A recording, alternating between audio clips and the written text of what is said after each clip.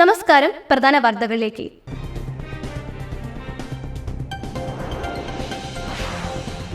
കൊടുങ്ങല്ലൂരിലെ കോതപ്പറമ്പിൽ വീടിന് നേരെ ആക്രമണം. മോട്ടോർ ബൈക്ക് തീവെച്ച് നശിപ്പിച്ചു. യുവാവിന് തലക്കടിച്ച് പരിക്കേൽപ്പിച്ചു.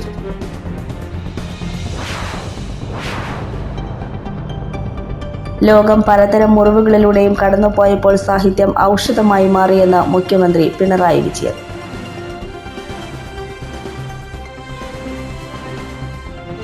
BJP വിരുദ്ധ സംസ്ഥാന സർക്കാരുകളെ തകർക്കാൻ കേന്ദ്ര സർക്കാർ ബോധപൂർവമായ പരിശ്രമങ്ങൾ നടത്തുകയാണെന്ന് റവന്യൂ വകുപ്പ് മന്ത്രി കെ രാജൻ.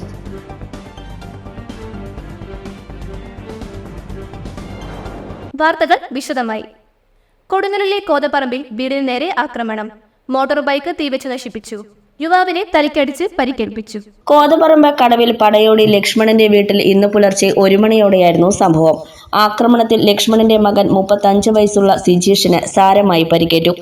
വീടിന് മുന്നിൽ നിർത്തിയിരുന്ന ബുള്ളറ്റ് പെട്രോൾ ഒഴിച്ച് കത്തിക്കുകയായിരുന്നു. വീട്ടിനകത്തേക്ക് പെട്രോൾ ഒഴിച്ച് തീയിടുകയും ചെയ്തു. മോനെ വിളിച്ചപ്പോൾ കത്തുപിടിച്ചപ്പോഴേക്കും ഇവൻ തിരിച്ചു ഓടി. അപ്പോൾ വണ്ടി കത്തിക്കുമ്പോൾ ഇവർ ഓടി. അതുകൊണ്ട് ഞാൻ എൻ്റെ മേതണ്ടോടൊക്കെ പൊള്ളുകയും ചെയ്ത് കൈയൊക്കെ പൊന്താണ്ടായി. പെട്ടെന്ന് കത്തിച്ചിട്ടുണ്ട്. കൈയൊക്കെ പൊളിയിട്ടുണ്ട്. എൻ്റെ ഞങ്ങൾ 4 കുടുംബത്തുണ്ടായത്. 4 ഭീഷണിപ്പെടുത്തി കൊല്ലാനുള്ള അഭിപ്രായം എടുത്തിട്ടുള്ളത്. അവന് പണിക്ക് വരും ഞങ്ങൾ ജീവിക്കുന്നത്. വേറെ ആരും ഇല്ല ഞങ്ങൾക്ക് നോക്കാൻ അന്വേഷിക്കാൻ. ഞായറാഴ്ച രാത്രിയിൽ അയൽപ്പക്കത്തെ വീട്ടിലെത്തി ബഹളം വെച്ചയാളെ സിജീഷ് ചോദ്യം ചെയ്തിരുന്നു. ഇതിന്റെ തുടർച്ചയായാണ് ആക്രമണം ഉണ്ടായത്. അതിൻ്റെ വൈരാഗ്യം തീർക്കാനോ പിന്നെ വന്ന് എന്നെ ഇരുമ്പടിക്ക് തല്ലി. പിന്നെ എൻ്റെ വീട്ടിൽ വന്ന് എൻ്റെ വണ്ടി കത്തിച്ച് പെട്രോൾ വെച്ച് വീടും തീ കൊടുത്തു. പിന്നെ അമ്മയുടെ മേത്തും ഇതുകൊണ്ട് സാരി കത്തി. അങ്ങനെ ഉണ്ടായിരുന്നില്ല. എൻ്റെ തല 14 സ്റ്റിച്ച് ഉണ്ട്. പൊട്ടിയുണ്ട്. സംഭവവുമായി ബന്ധപ്പെട്ട കോതപ്പറമ്പ് സ്വദേശി വിഷ്ണുവിനെതിരെ മതിലകം പോലീസ് കേസെടുത്തു. ലോകം പലതരം മുറിവുകളിലൂടെയും കടന്നുപോയപ്പോൾ സാഹിത്യം ഔഷധമായി മാറിയെന്ന് മുഖ്യമന്ത്രി പിണറായി വിജയൻ. കേരള സാഹിത്യ അക്കാദമി സംഘടിപ്പിക്കുന്ന പ്രഥമ സാർവദേശീയ സാഹിത്യോത്സവം ഉദ്ഘാടനം ചെയ്ത് സംസാരിക്കുകയായിരുന്നു മുഖ്യമന്ത്രി. സാറ ജോസഫ് പതാക ഉയർത്തിയതോടെയാണ് സാഹിത്യോത്സവത്തിന് തുടക്കമായത്. പ്രധാന വേദിയായ പ്രകൃതിയിൽ മുഖ്യമന്ത്രി പിണറായി വിജയൻ ഓൺലൈനായി സാഹിത്യോത്സവം ഉദ്ഘാടനം ചെയ്തു. ലോക ഇന്ത്യൻ മലയാള സാഹിത്യത്തിന്റെ പരിച്ഛേദമാണ് ഈ സാഹിത്യോത്സവമെന്ന് മുഖ്യമന്ത്രി പറഞ്ഞു. രാഷ്ട്രീയവും സാമൂഹികവുമായ നവചിന്തകൾക്ക് ചർച്ചകളിൽ അർഹമായ പ്രാധാന്യം നൽകിയിട്ടുണ്ട്. സമൂഹത്തിന്റെ സാംസ്കാരിക നവീകരണം മാത്രമാണ് സാഹിത്യോത്സവത്തിന്റെ ലക്ഷ്യം. മലയാളികൾക്ക് ഇതുവരെയില്ലാത്ത ഒരു അനുഭവമായിരിക്കും ഈ സാഹിത്യോത്സവമെന്നും മുഖ്യമന്ത്രി പറഞ്ഞു. റവന്യൂ മന്ത്രി കെ രാജൻ അധ്യക്ഷത വഹിച്ചു. ഫെസ്റ്റിവൽ ബുള്ളറ്റിൻ മന്ത്രി രാജനും ഫെസ്റ്റിവൽ ബുക്ക് മന്ത്രി അരവിന്ദവും പ്രകാശനം ചെയ്തു. നടൻ പ്രകാശ് രാജ്, അക്കാദമി അധ്യക്ഷൻ K Sachidanandan, secretary Abubacker, collector Krishnateja, Vijayaraja Mallika തുടങ്ങി രാഷ്ട്രീയ, സാമൂഹിക, സാംസ്കാരിക രംഗങ്ങളിലെ പ്രമുഖർ പങ്കെടുത്തു.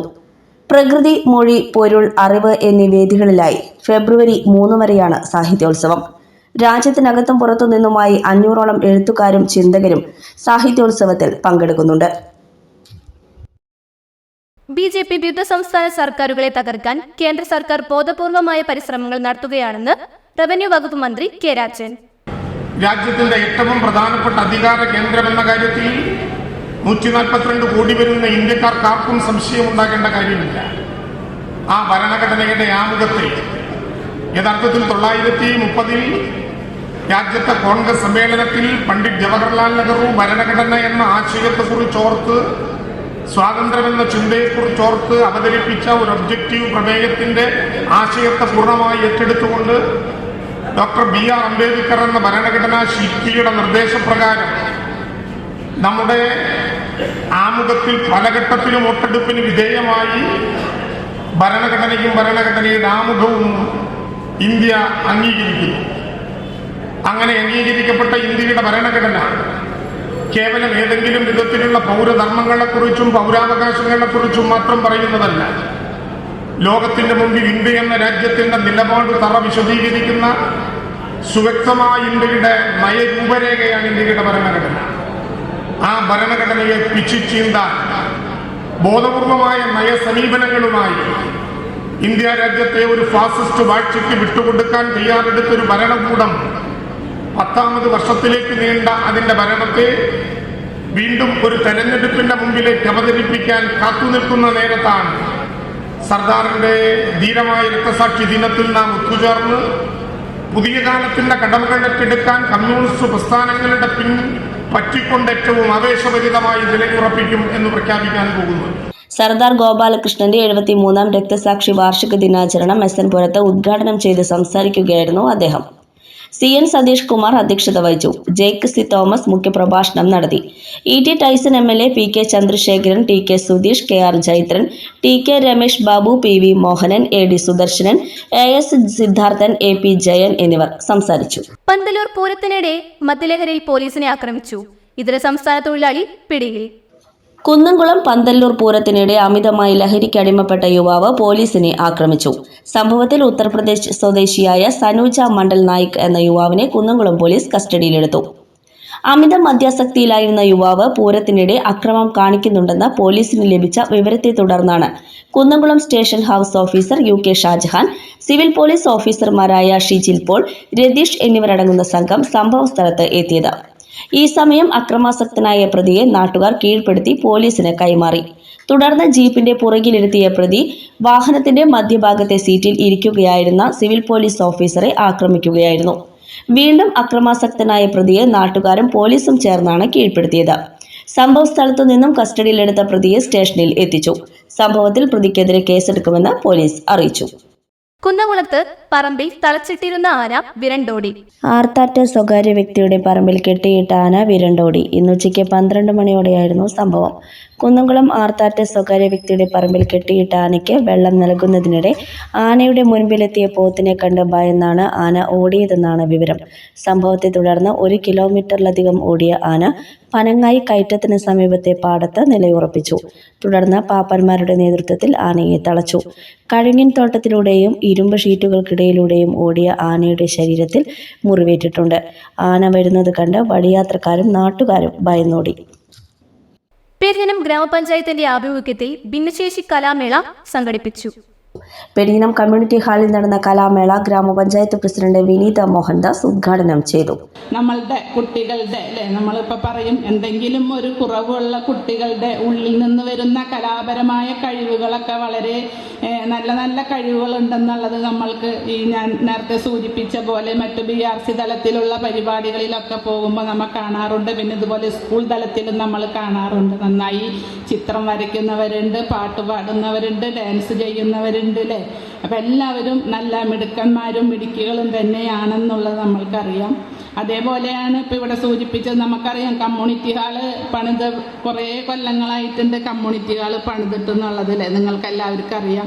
പക്ഷേ പണ്ട് പണിതതിനൊന്നും ഇതേപോലെ നിങ്ങളുടെ സൗകര്യത്തിന് കയറി വരാൻ പറ്റിയ ഒരു സാഹചര്യത്തിലൊന്നുള്ളൊരിതുണ്ടായിരുന്നില്ല. പിന്നീടാണ് ഇപ്പം ഈ പറഞ്ഞ മാതിരി നമ്മളുടെ 3-ാം വാർഡിലെ ജീവൻ സജീവിൻ്റെ അമ്മയാണ് നവകേരള സദസ്സിൽ ഇങ്ങനെ ഒരു പരാതി കൊടുത്തത്. ഭിന്നശേഷിക്കാരായ കുട്ടികൾക്കായാലും വലിയവർക്കായാലും വരുന്നതിന് വേണ്ടി ഒരു റാമ്പ് പണിയണമെന്നുള്ളത്. Vice president NK Abdul Nasar അധ്യക്ഷത വഹിച്ചു. ICDS സൂപ്പർവൈസർ IP പ്രമീന പദ്ധതി വിശദീകരണം നടത്തി. ക്ഷേമകാര്യ standing committee chairperson Sayida Muthukoya Thangal, ആരോഗ്യ വിദ്യാഭ്യാസ standing committee chairperson Hemalatha Rajakuttan, വികസനകാര്യ standing committee chairperson ER Sheela, block panchayat അംഗം KA കരീം, പഞ്ചായത്ത് അംഗങ്ങളായ സുജ ശിവരാമൻ, സുജിത സലീഷ്, ശെൽവപ്രകാശ്, സന്ധ്യ സുനിൽ, ജയന്തി മനോജ്, സ്നേഹദത്ത്, പഞ്ചായത്ത് സെക്രട്ടറി K ശ്രീകുമാർ എന്നിവർ സംസാരിച്ചു. എടത്തുരുത്തി പഞ്ചായത്തിൽ മാലിന്യമുക്ത നവകേരളം പദ്ധതിയുടെ ഭാഗമായി സ്നേഹാരാമം ഒരുങ്ങുന്നു. ചാമക്കാല ബീച്ച് സൗഹൃദ തീരത്താണ് സ്നേഹാരാമം ഒരുങ്ങുന്നത്. മാലിന്യങ്ങൾ വലിച്ചെറിയുന്നതിനെതിരെയും മാലിന്യങ്ങൾ സൃഷ്ടിക്കുന്നതിനെതിരെയും പ്രതിരോധിക്കുന്നതിന്റെ ഭാഗമായാണ് പദ്ധതി നടപ്പാക്കുന്നത്. തദ്ദേശ സ്ഥാപനങ്ങളുടെ കീഴിൽ നാഷണൽ സർവീസ് സ്കീമിന്റെ നേതൃത്വത്തിൽ കലാലയങ്ങളിലെ മറ്റ് വിദ്യാർത്ഥി കൂട്ടായ്മകൾ, ത്രിതല പഞ്ചായത്ത് സമിതികൾ, കൂട്ടായ്മകൾ എന്നിവയുടെ ബഹുജന സഹകരണത്തോടെയാണ് സ്നേഹാരാമം പദ്ധതി പൂർത്തീകരിക്കുക. ചാമക്കാല ബീച്ചിൽ നടന്ന ചടങ്ങിൽ ഗ്രാമപഞ്ചായത്ത് പ്രസിഡന്റ് TK ചന്ദ്രബാബു സ്നേഹാരാമം പദ്ധതി ഉദ്ഘാടനം ചെയ്തു. പഞ്ചായത്തിൻ്റെ 18 വാർഡുകളിൽ പ്രവർത്തനം നടന്നുകൊണ്ടിരിക്കുന്നു.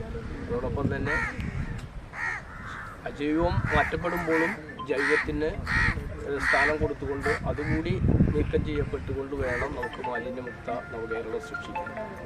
ആ അർത്ഥത്തിൽ വരും നാളുകളിലേക്ക് 2024 തന്നെ അതിന് സാധ്യമാകുന്ന രീതിയിലുള്ള പ്രവർത്തനവുമായിട്ട് സർക്കാർ മുന്നോട്ട് പോകും, തദ്ദേശ സ്വയംഭരണ സ്ഥാപനങ്ങൾ മുന്നോട്ട് പോകും.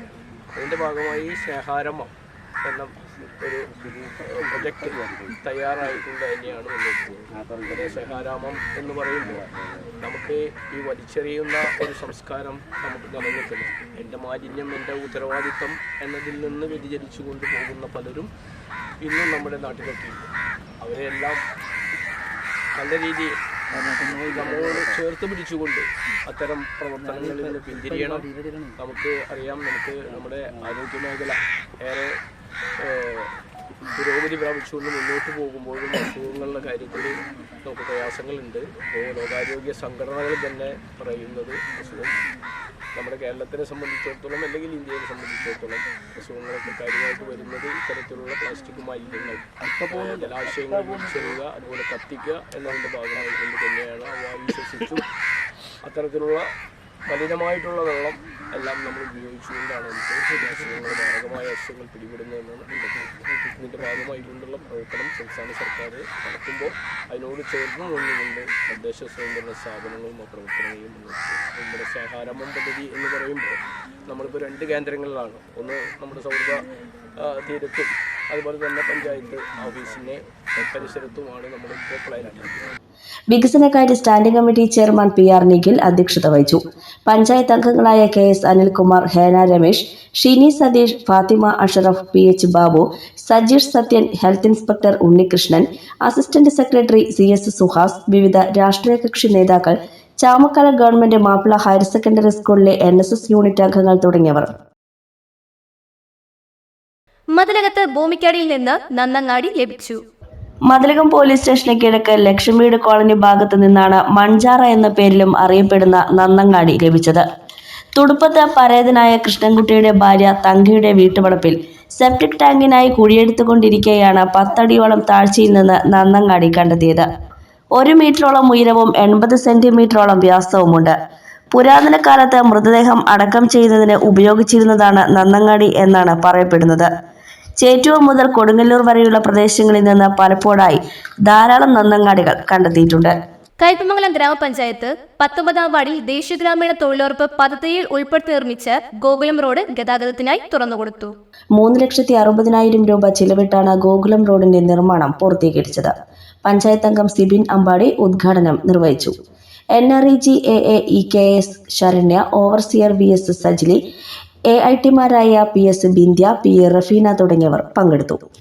കയ്പമംഗലം കമ്പനിക്കടവ് കുരിക്കുഴി ദേശം ശ്രീ ഭഗവതി മഹാക്ഷേത്രത്തിലെ ചോദ്നക്ഷത്ര മാറാവട്ട് മഹോത്സവത്തിന് കൊടിയേറി.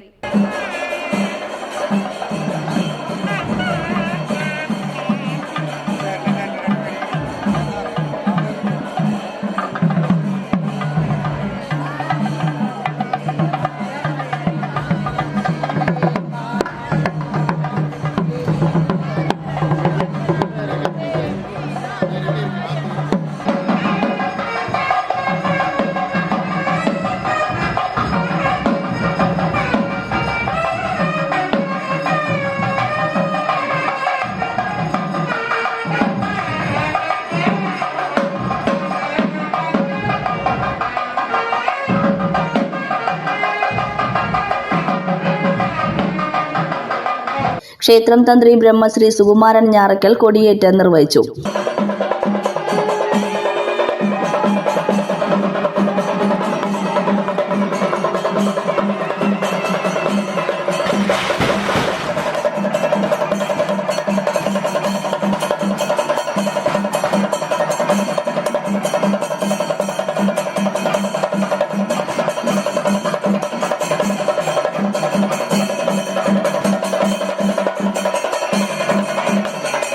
ക്ഷേത്രം ശാന്തി പ്രശോഭ് കാർമ്മികനായി. ക്ഷേത്രം president KK Sekharan, secretary Prathapan കിഴക്കേ വീട്ടിൽ, ട്രഷറർ സന്തോഷ് കൈതവളപ്പിൽ, വിജയൻ കാവുങ്ങൽ, പ്രതാപൻ പനക്കൽ എന്നിവർ നേതൃത്വം നൽകി. ശനിയാഴ്ച രാത്രി തിരുവാതിരക്കളി, ഞായറാഴ്ച രാത്രി 7-ന് ദേശത്തെ കലാകാരന്മാർ അവതരിപ്പിക്കുന്ന കലാപരിപാടികൾ, 29-ന് രാത്രി 7-ന് പ്രഭാഷണം, 30-ന് രാത്രി രൂപക്കളം, 31-ന് രാത്രി 7-ന് ഗാനമേള, ഉത്സവ ദിവസമായ ഫെബ്രുവരി 2-ന് രാവിലെ 8-ന് ശീവേലി, വൈകിട്ട് 3:30-ന് പകൽപൂരം, 6:30-ന് ദീപാരാധന, തുടർന്ന് വെടിക്കെട്ട്, വർണ്ണമഴ, 9:30-ന് ആറാട്ട് എന്നിവയാണ് പ്രധാന പരിപാടികൾ. കയ്പമംഗലം ദേവമംഗലം ക്ഷേത്രോത്സവത്തിന്റെ ഭാഗമായി കാവടി ആഘോഷം നടത്തി.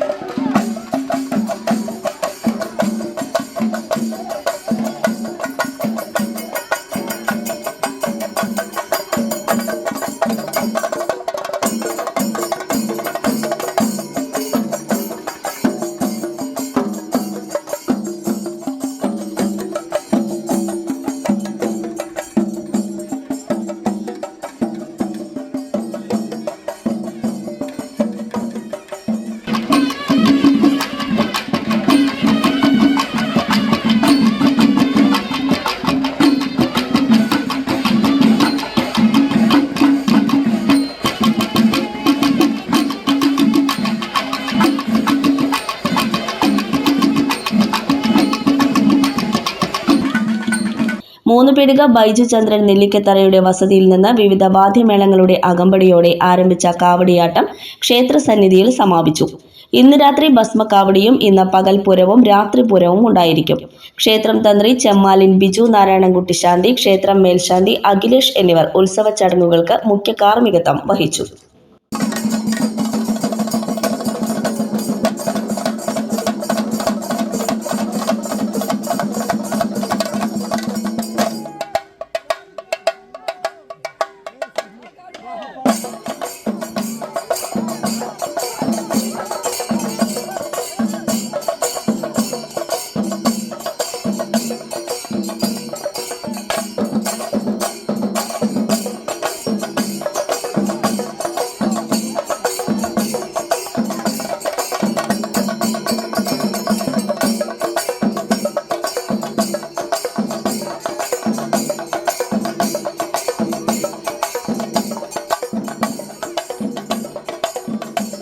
സ്വർണ്ണവില. ഇന്നത്തെ സ്വർണ്ണവില നിങ്ങൾക്കായി അവതരിപ്പിക്കുന്നത് മംഗല്യ ഗോൾഡ് ആൻഡ് ഡയമണ്ട്സ് 3 പീടിക. പ്രധാന വാർത്തകൾ ഒരിക്കൽ കൂടി.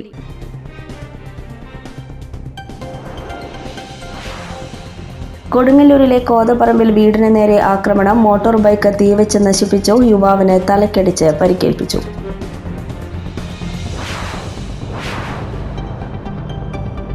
ലോകം പലതരം മുറിവുകളിലൂടെയും കടന്നുപോയപ്പോൾ സാഹിത്യം ഔഷധമായി മാറിയെന്ന് മുഖ്യമന്ത്രി പിണറായി വിജയൻ.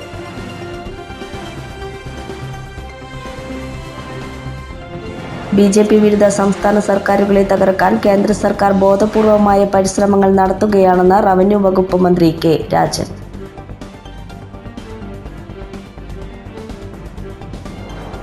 വാർത്തകൾ കഴിഞ്ഞു. നമസ്കാരം.